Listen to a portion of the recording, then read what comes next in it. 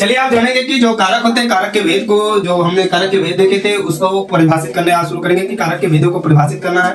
बहुत से लोग बस कारक के मतलब कारक के जो भेद होते हैं उनको कर्ता ने कर्म को करण से संप्रदान का चिन्ह सहित करके छोड़ देते हैं, उनका परिभाषा नहीं देते। तो परिभाषा सहित देखना है कि परिभाषा क्या है। परिभाषा क्या आता है? कर्ता कहता है वाक्य में जो पद काम करने वाले के अर्थ में आता है उसे कर्ता कहते हैं। मतलब वैसा वाक्य जो जिसमें जो काम करता है, वैसा वाक्य जिसमें जो काम करता है उसको कर्ता कहते हैं। जो काम करता है उसको कर्ता कहते हैं। जैसे मोहन पढ़ता है, इसमें कौन पढ़ रहा है? मोहन। कौन पढ़ रहा है? मोहन। तो काम कौन कर रहा है? मोहन कर रहा है। कौन कर रहा है? मोहन कर रहा है। तो ये क्या हो जाएगा? आपका कर्ता हो जाएगा। क्या हो जाएगा? कर्ता हो जाएगा। जैसे रोनी गीत गाती है तो रोनी आपका क्या हो जाएगा? कर्ता हो गया। जो गीत गाने करता हो गया। विद्यार्थी घूम रहा तो विद्यार्थी घूम रहा, तो कौन घूम रहा? विद्यार्थी घूम रहा। जो कौन कर रहा है उसको कर्ता करते हैं। आगे कहता है कर्म, जिस पर क्रिया का फल पड़ता है उसे कर्म कहते हैं। जिस पर क्रिया का फल पड़ता है उसे कर्म कहते हैं। आप समझते हैं। राम ने रावण को मारा, इसमें राम तो करता हो गया, राम कौन कर रहा? रावण को मार रहा, लेकिन कर्म किस पर पड़ा? रावण पर। किस पर पड़ा?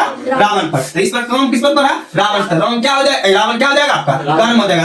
रावण क्या हो जाएगा? कर्म हो जाएगा। लेकिन राम क्या हो जाएगा? आपका कर्ता। राम क्या हो जाएगा? कर्ता। आगे करण। करण किसको कहते हैं? जिससे काम हो उसे करण कहते हैं। जिससे काम हो उसे करण कहते हैं। अब यहाँ पर गौर कीजिएगा। श्याम कलम से लिखता है, तो किसका कलम है? श्याम का। तो कौन लिख रहा है? श्याम लिख रहा है। तो श्याम आपका कर्ता हो गया।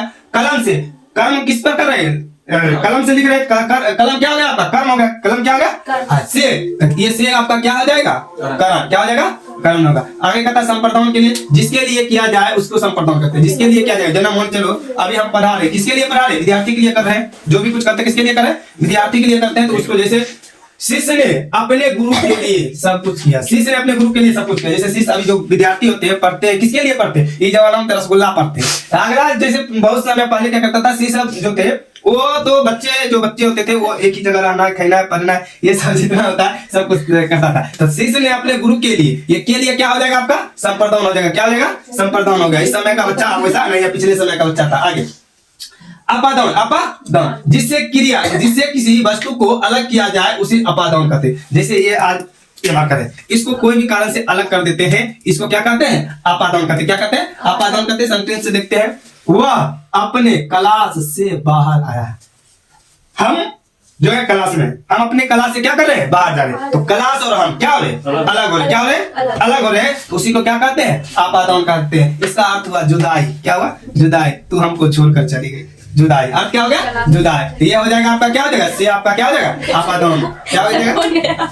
अपादान से अगला संबंध। क्या होता है? संबंध। क्या होता है? संबंध। कहता है जिससे किसी वस्तु का संबंध हो उसे संबंध कहते हैं। आप मान चलिए हमको तो पढ़ाई से संबंध है, जो बात है मेरा पढ़ाई ही प्यार है। आप किसी को अलग दुनिया का प्यार हो, किसी को माँ बाप का चला हुआ प्यार हो, तो अलग अलग सबका होता है। तो उसी में कहता है रहीम का, सॉरी संबंध में आए रहीम का मकान छोटा है। यहाँ का किसका मकान छोटा? रहीम का। किसका? किससे संबंध जोड़ रहा हूँ? रहीम किससे संबंध जोड़ रहा? अपना छोटा सा मकान से। किससे जोड़ा संबंध? कलम से प्यार है। हमको कलम से प्यार है। हमको कलम से प्यार है। हम किससे संबंध जोड़ रहे हैं? कलम से। किससे जोड़ रहे हैं? कलम से जोड़ रहे हैं। ये आपका क्या हो जाएगा?